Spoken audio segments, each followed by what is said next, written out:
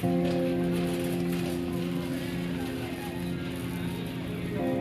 these packs used to have about 7 to 10 pieces of chicken in it. Armed with the list and cautious optimism, Tamika Calhoun of Jackson, Mississippi, is trying to keep her family of 7 fed. I have 4 mornings worth of breakfast right here. I don't remember it being $5. They asked me to get chips and other snacks that they've been wanting, so that's at the bottom of the list. Staying on budget at the grocery store not easy as inflation grips the country. I ended up spending $108.30, $8 over. Tamika says she's now spending about $50 per meal to feed her family, up from about $35 last year. And to make matters worse, the whole family got COVID on Christmas.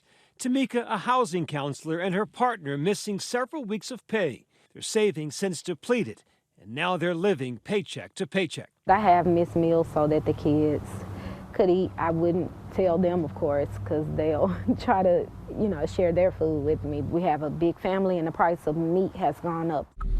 And so is gas. Like most parents, Tamika is constantly picking up and dropping off her 5 children, not to mention driving to and from work. She says she's now spending about $75 a week on gas, up $15 from last year. I have talked to the kids about inflation. They're noticing the gas prices because I always say, oh man, I should have got gas when it was a little cheaper. And when I picked up the smaller kids and passed through there, they were like, oh, the gas went up. You should have got it this morning. She's working overtime hours to bridge the gap. I have zero work-life balance. Tamika's story echoing millions of other Americans, all feeling the pinch as prices for basic necessities like food and gas skyrocket. What's driving this? Inflation. The cost of just about everything is still going up. The United States seeing a 7.5% increase in consumer prices over the past year, the biggest spike in 4 decades. The record number is fueled by supply chain disruptions, a country roaring back to life post-pandemic, and now the Russian invasion of Ukraine. The invasion has added fuel to an already well-kindled inflation fire. Energy prices have skyrocketed, but we're also seeing grain prices skyrocket. Ukraine is the breadbasket of Europe. Russia is the 3rd largest oil producer in the world, and oil prices are set on a global scale. That loss in production is showing up as a surge in oil prices and surge in prices at the gas pump. And with President Biden announcing a U.S. ban on Russian oil, gas prices are expected to keep climbing. Already this week, the nation's average gasoline price hit a record high, $4.25 a gallon. It becomes a much more vicious cycle for those lower income households more rapidly with inflation than it does for higher wage households who have this luxury of not only being able to better absorb the blow from inflation due to not only their higher wages, but they also have a much higher savings. And some economists warn inflation may linger well into 2023, leaving Americans to figure out how to make ends meet. Just arriving at the salon. So I'm at my shop and I've just completely switched out my color lines. For small business owner Keith Walker of Virginia, he's feeling the pinch at home and at work. These shelves used to be full of tubes of color before COVID. And even just recently, until the price of color went up per tube about 9 cents because of shipping. We first met the father of 4 at the height of the first wave of COVID-19 in 2020, as he struggled to get a small business loan to keep his hair salon afloat during shutdowns. Hi. There is a calmness to you in the midst of this storm. Where does that come from? My faith. And my children.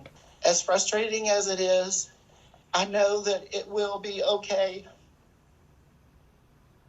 And I just have to hold it together one more day, is what I tell myself each day. Just hold it together one more day.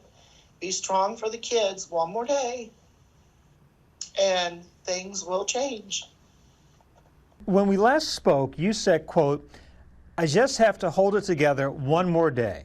So today, 2 years later, how you doing? I'm still holding it together for one more day, the best that I can. Right when we got to the top of that hill, the next day, boom, here we are again with inflation.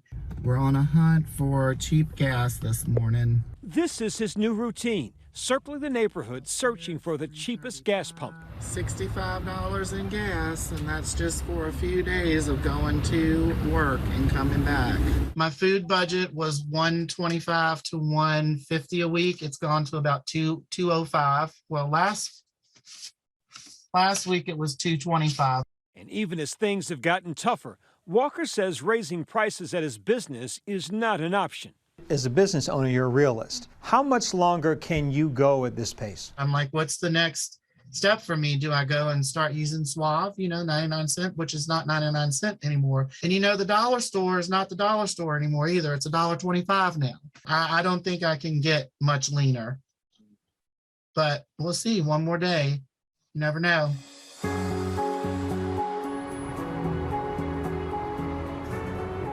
Food pantries have always kept the most vulnerable Americans fed. But the need is even greater now. What's in the bag is we have tuna, green beans, and rice. City Harvest is one of the largest hunger relief organizations in New York City, rescuing and delivering more than 250 million pounds of food during the pandemic, about twice as much as they had planned for. This food will come in and ideally is out within 24 hours.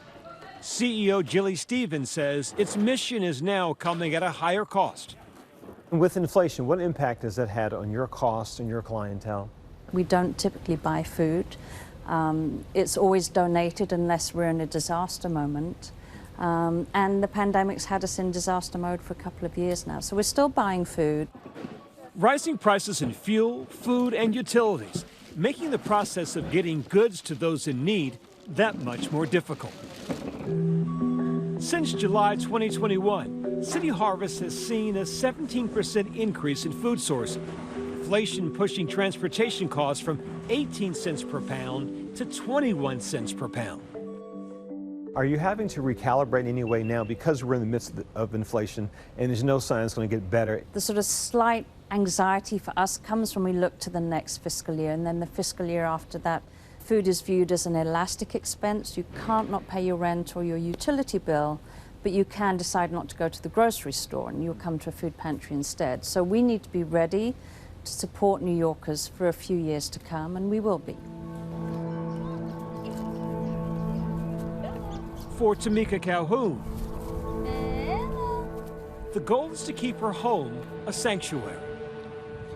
Coming home and seeing my kids and seeing that they're happy, that's 100% worth it. It makes all of this worth it. Groceries. Each day may be a struggle right now, but she insists it's also a blessing. The world isn't going to change for us, so we got to change the way we think and change for the world. And just stay encouraged, do whatever you have to do to encourage yourself. Hi everyone, George Stephanopoulos here. Thanks for checking out the ABC News YouTube channel. If you'd like to get more videos, show highlights, and watch live event coverage, click on the right over here to subscribe to our channel, and don't forget to download the ABC News app for breaking news alerts. Thanks for watching.